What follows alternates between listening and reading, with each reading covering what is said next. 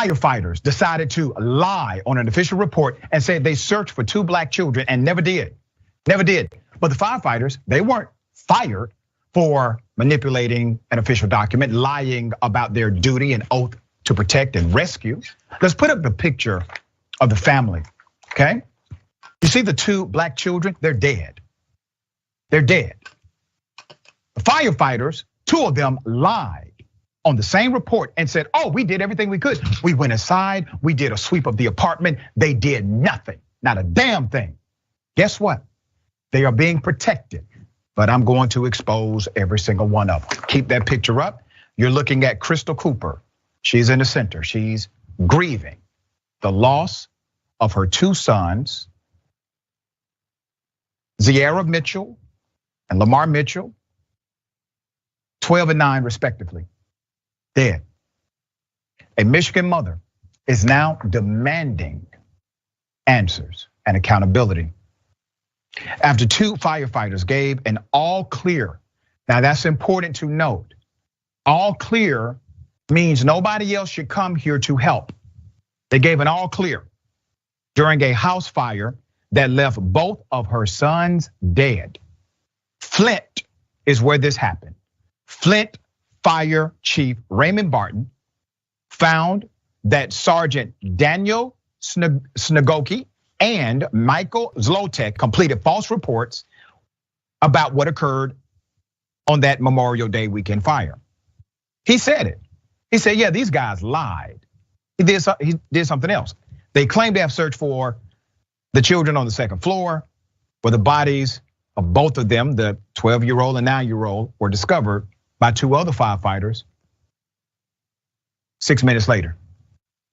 Now, keep in mind the variables so far. The fire chief says, yeah, they lied on an official report. What is that? That's violation of oath of office. That is a crime. That's a criminal act. You can actually be charged with a felony. 2 other firefighters ended up finding the dead bodies a crucial 6 minutes afterwards, after those firefighters, initial ones, lied. There's more. The chief recommended that the 2 lying firefighters, who happened to be white, be fired. He said they gotta go. But one was allowed to resign because somebody decided to override the chief. And the other was suspended for 2 weeks and received additional search and rescue training before returning to the job because somebody decided to override that decision by the chief as well. Now, the person who decided to override this wanted to remain top secret.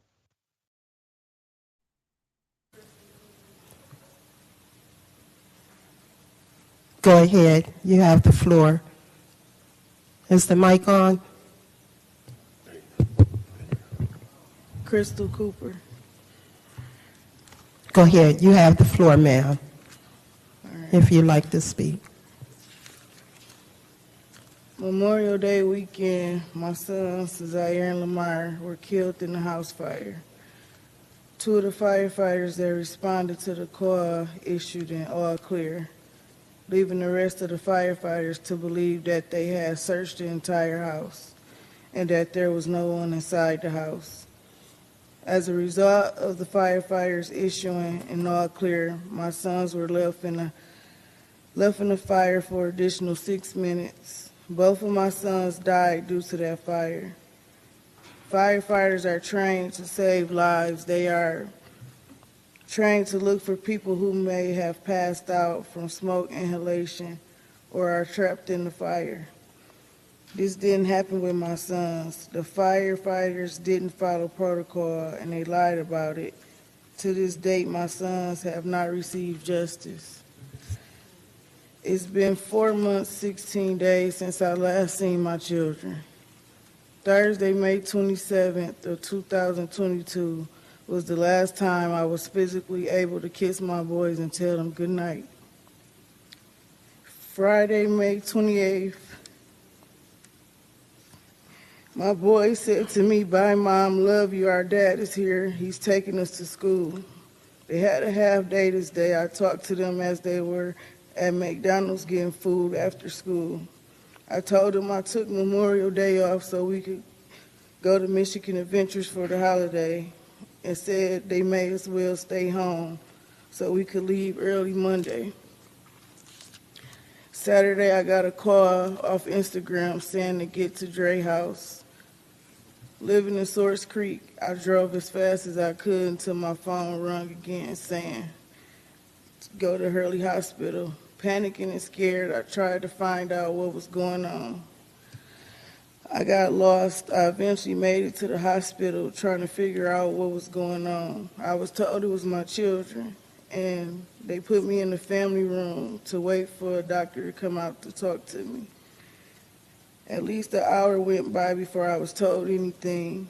My youngest son, Lamar, got airlifted to Detroit Children's Hospital. I stood there crying, taking pictures. I just knew I was going to be able to show my son he was in a helicopter after he recovered from this. Zaire, my 12-year-old, they had a difficult time getting him stable. So after working on him and getting him stable, he was drove to Detroit Children's Hospital to receive the care he needed. I stayed by my boy's side day and night, just hoping and having faith that they would overcome this. After 24 hours, my son was given 3 brain functions. Hey man, justice for Miss Cooper and the Mitchell boys, man. Justice, man. Fuck them white firefighters, man. The motherfuckers need to be held for criminal charges, man. They need to go to jail, man. They don't give a fuck. They don't give a fuck. They don't give a fuck. The individual who did it. There's more. Let's put up a picture of Miss Crystal Cooper, who was speaking at the Flint City Council meeting. This was on October 19th. She was speaking because she said there's something foul here. The child's mother, both of the children's mother, Crystal Cooper, took her fight of justice to the Flint City Council. Cooper said she wants the firefighters who neglected to search for her sons to face criminal charges, and that is exactly what we want as well. They were later carried out of the home by 2 black firefighters who took the time to actually do a search. Both of the children died days later after being airlifted to Detroit Children's Hospital. They committed a crime. For them to say they searched the house and they really didn't search the house, for them to be suspended with pay, they weren't dealt with properly, according to the mother when she addressed City Council. Ms. Cooper, I agree with you 100%. Zaire and Lamar were in the home when the fire started on May 28th. I'm taking you back to the historical element. The boys were spending the weekend with their father. A witness reported seeing smoke billowing from the side of the residential structure, and there was possible entrapment, according to a 911 audio obtained by ABC 12. According to accounts at the city council meeting, someone reportedly walked into the fire station where the smoke from the house could be seen about 200 feet away. Firefighters made the first call. So the 2 firefighters, Snegoki and Zlotek, were the first ones to respond. When they responded, what did they do? They decided to call off any other rescue efforts. They literally told people, we do not need any additional help. We have swept this place. It is clean. Everybody can move on with their lives. That's what they did. That's extreme. After performing their Love the look of aerial footage, but can't sweep of the home, they wrote in their reports that they entered the doorway of the bedroom where the children were found and used a thermal imaging camera to scan the room, and the results were negative. However, the firefighter whose team found the children after moving an air conditioning vent told the chief there was no way possible they entered the bedroom where the victims were found and missed them. No way possible that happened. The first child was found to the immediate left of the entrance of the room, and the other one was on the bed. In other words, if the firefighters would have simply walked into the room, if they would have simply walked into the room, they would have found him. Hey man, shout out to Chief Barton for keeping it real, man. Fire Chief Barton, man. Thank you, brother, for keeping it real, man. Thank you. I'm Crystal Cooper's older sister, Chantel Clemens, and I've been by my sister's side since the moment she got that phone call, May 28 at 8:30, 9 o'clock in that morning. And our whole family has been right there, and we had to witness. Can you imagine witnessing? 2 kids that I watched be born have to take their last breath, have to hear her cry. So I wanted to say something. Gross negligence is an act or omission which is more than ordinary negligence, but less than willful or intentional misconduct. Gross negligence refers to a person's conduct where an act or failure to act creates an unreasonable risk of harm to another person because of the person's failure to exercise slight care or diligence. That is the definition of gross negligence. Now, my heart goes out to every civil servant, everybody that serves the public, the doctors, the nurses, the police, definitely the police, the firefighters, and everybody that comes together to serve the public to help them. So let's get that clear. We're a family full of nurses, all right? Family full of nurses, from the mother all the way down. So first, I would like to thank all civil servants that put their life on the line, that took an oath and uphold the oath to do their job completely. Now, imagine you go to the hospital and a doctor or a nurse decides to cut corners based on your zip code or the way you're dressed. And then when they realize they messed up, the whole hospital upholds their mistake. Everybody in on it, on their mistake, on their failure. They completely disregard how you are affected and do whatever to protect their reputation. That's what's happening to us. Y'all can read it. Y'all know what's going on. The paperwork everybody is able to get. It's clear. It's common sense clear. Our family, a family full of civil servants, are grieving the loss of our precious babies, my sister's boys. All because someone decided that when they woke up that morning that they was gonna cut a corner. They wasn't going to follow the rules. And this city, a city full of people that look like me, that look like most of us on this up there, we just got to sit back and deal with it. Ain't no answers. We got to wait till somebody decide when they going to tell my sister what actually happened. Or we got to wait to decide when they're going to actually hold somebody accountable for their actions that they was dead wrong at, that took lives. A job they signed up for. Nobody asked to be in the fire, but they signed up to be police officers. We all signed up, y'all signed up to be city council members.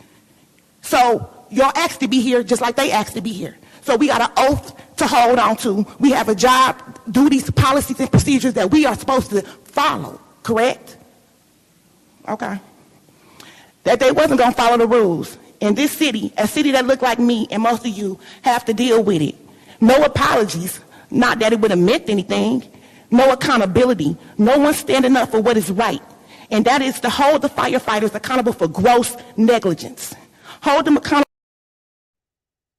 Hey man, fuck their apologies. We want them Yankees in jail. You heard what that sister said, gross negligence. She hit them with a whole bunch of facts bombs, man. That shit was excellent. That shit was on point, man. You know what I'm saying? We want justice, man. We want somebody thrown in jail. We ain't no somebody. We want them 2 white firefighters thrown in jail. They wouldn't have did that shit in Grand Blanc or Davidson and Shorts Creek. They'd have looked through that house thorough because the house was in the hood. They was like on some lazy shit, man. Fuck them white firefighters, man. Fuck them motherfuckers. I promise, man. Fuck them to the world blow. Into the room, they would have found him. Those children would possibly be alive right now. Today, they did not get fired. They did not get charged. And one is still working. Barton wrote in the department's final investigative report that both of these firefighters, and I quote, knowingly made false reports in their incident write-ups. Just hard stop there. Knowingly made false reports in their investigative write-up. Felony. That's a felony charge. What else are we talking about at this point?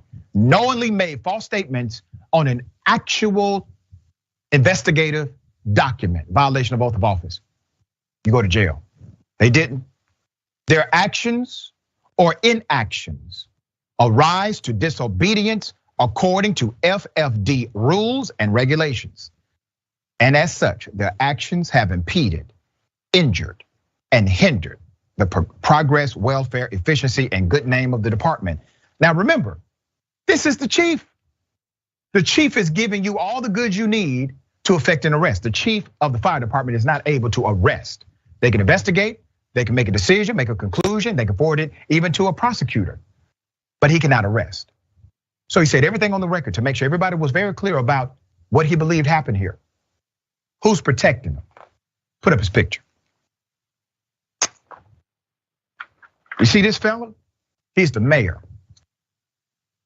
Sheldon Neely is the one protecting him. And I don't give a damn what your office say. You're the one who decided to override the decision because based on your own city charter, you're the only one that can override a decision by the city manager. Now you can play like we're boo-boo the fool if you want to. Some Flint council members and community members also believe that the mayor that you're looking at, Sheldon Neely, overrode the chief's recommendation to terminate the firefighters, and that he has also conspired with the city attorney to keep his involvement secret. There's another man named Eric Mays, a city councilman who has called out the mayor specifically. Now, Eric Mays, he's not one to toy with. He's a real one. Some people do not like his style. I happen to love it. Council members drilled Flint Human Resources Director Eddie Smith about why the city did not terminate the firefighters. What did Smith say? Smith told the council that the final decision was made before the personnel files made it to his desk. I just want to say that when everything happened, the firefighter that did save our sons, like our kids, they wrote me on Facebook, and they are the ones that reached out to us. You're not supposed to. Well, they didn't get any recognition. The black firefighters that got the boys out, they didn't get any type of recognition, no thank you, nothing. But the white officers, everything was like, they did not cut the power. They didn't do anything that they said they did. I'm sorry, I'm just gonna be quiet before, I'm just mad. My nephews could have been alive still if they would have did their job.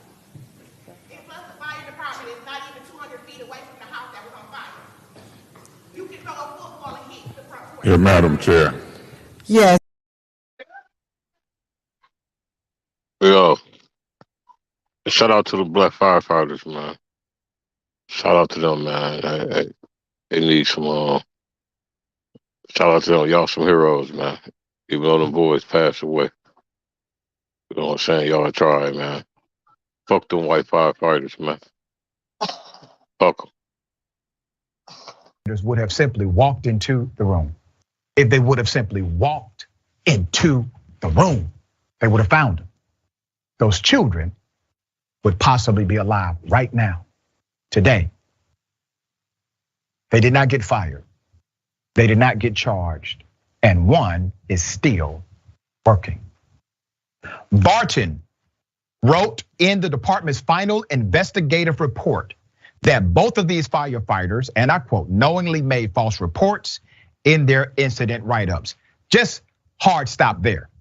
Knowingly made false reports in their investigative write-up. Felony. That's a felony charge. What else are we talking about at this point? Knowingly made false statements on an actual investigative document, violation of oath of office. You go to jail. They didn't. Their actions or inactions arise to disobedience according to FFD rules and regulations. And as such, their actions have impeded, injured, and hindered the progress, welfare, efficiency, and good name of the department. Now remember, this is the chief. The chief is giving you all the goods you need to effect an arrest. The chief of the fire department is not able to arrest. They can investigate, they can make a decision, make a conclusion, they can forward it even to a prosecutor, but he cannot arrest. So he said everything on the record to make sure everybody was very clear about what he believed happened here. Who's protecting him? Put up his picture. You see this fella? He's the mayor. Sheldon Neely is the one protecting him. And I don't give a damn what your office say. You're the one who decided to override the decision because based on your own city charter, you're the only one that can override a decision by the city manager. Now you can play like we're boo-boo the fool if you want to. Some Flint council members and community members also believe that the mayor that you're looking at, Sheldon Neely, overrode the chief's recommendation to terminate the firefighters, and that he has also conspired with the city attorney to keep his involvement secret. There's another man named Eric Mays, a city councilman who has called out the mayor specifically. Now, Eric Mays, he's not one to toy with. He's a real one. Some people do not like his style. I happen to love it. Council members drilled Flint Human Resources Director Eddie Smith about why the city did not terminate the firefighters. What did Smith say? Smith told the council that the final decision was made before the personnel files made it to his desk. The decision was made before the personnel files hit his desk. Who has the power to do that? Only the mayor does, nobody else. There's more. Councilman Eric Mays, the man you just saw, said the mayor was the only one who could have given the order. Community activist Arthur Woodson claims the mayor tried to keep the incident under wraps until after the election season. Cooper said an attorney she hired to help with the incident, a supporter of the mayor, asked her to do the same thing. She hires counsel to represent the best interest for her deceased children and getting justice for their deaths. The counsel, the attorney, who's a supporter of the mayor, says, let's just play politics right now. Let's do what the mayor is suggesting through his actions. Now, I bring up Eric Mays, the city councilman, because I know he will see this segment. Dear brother, you have fought vigorously for your community. You have got in the face literally of constituents. Hell, they even locked you up a few times. These children should be alive today. Your mayor's already gone. He'll sell out. There's no hope for him. Eric Mays is the same man who did this at one council meeting a few years ago. Here it is. I want this sent to the police. You ain't cracking me across my head. Well, you ain't gonna threaten nobody in no public meeting because your man don't want to answer an easy question. I'm gonna make a promise to you. You're not gonna interrupt this meeting threatening no elected official with no physical violence. I don't care what kind of suit you wear. Councilman Mays. I don't care what kind of suit you wear. Councilman You Mays, way out of order. asking you and to you're calm making down. your client look bad. Imagine this. You're trying to grow. Okay, I need that same spirit, councilman, as you continue to advocate for this family and expose the corruption that you know has already taken place. While some may disagree with this style, brother, I actually appreciate the fact you're not afraid to confront power. Check it when necessary. Mr. Neely said it would be political suicide if he let out that 2 young black boys were in this house And it was 2 white firefighters that gave an all clear. And those young boys were in that house for 6 minutes. 6 minutes, Woodson said. And those young boys were in that house for 6 minutes. 6 minutes, Woodson said.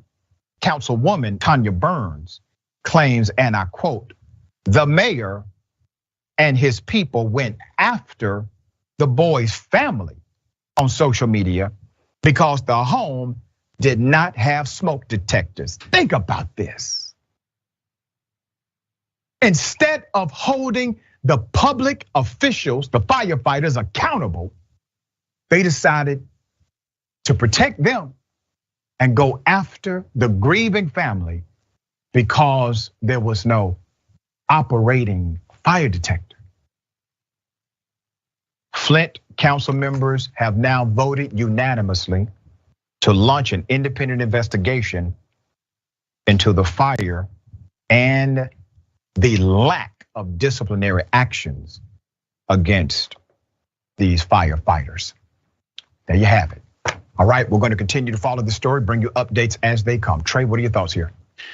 I mean, I'm not going to make fun of this or anything. You know, those 2 little boys are right around the same age as my 2 sons. I can't imagine anything worse or more tragic. It's very sad. I guess the main thing that I thought when reading about this was like, oh man, not the fire department too now. Yeah. You know, like it's always something new with a different police department every week. And you sort of like, I know they have a big like rivalry, but the cops and the firefighters are on 2 sides of the same coin. They both work for the city, serve the public. And you have not typically seen many songs like F the fire department, or if you saw a fire department hat or a bumper sticker on, you wouldn't think to yourself, well, I got to avoid that guy at a party.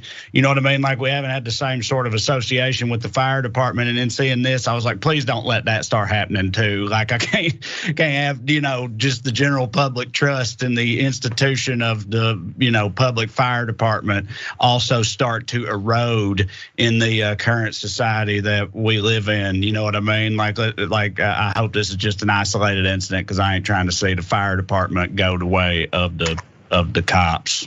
Well, we'll see. We've had multiple stories here where fire department officials were involved in just as much egregious activity as some police officers. Definitely not as extreme as far as numbers, but it exists. There's a coalition there of some. Yo, now if this shit hit the main media, we should get some motherfucking results. Justice, man, for the Mitchell boys. Justice for Miss Cooper. You know what I'm saying?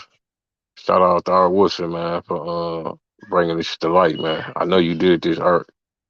You did that shit, bro. You got this shit in the main media, man. You know what I'm saying? This shit in the main media, CNN fucking with it.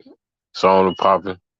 You know what I'm saying? Fuck them white firefighters. Shout out to the black firefighter. Shout out to Chief Bark, man.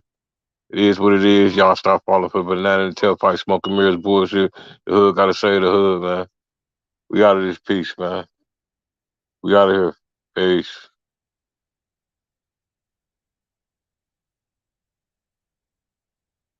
Oh yeah. Tap in tomorrow. 6 o'clock. I got Councilwoman Tanya Burns. Snow Times Burns, and it's going down. We're gonna talk more about this fire. We're gonna talk about city council. We're gonna talk about the community of Flint, what she can do, what she's doing to help the community of Flint, what we gonna do to help the community of Flint. Shout out to Miss Tanya Barnes, Councilwoman, man. Y'all tune in tomorrow at 6 o'clock on Flint After Dark. We out of here. We out of here this time. Peace. Ray, you gone crazy. You are now tapped in with the most realist and controversial show on the net. Flint After Dark Podcast. We speak for the streets. We speak for the streets.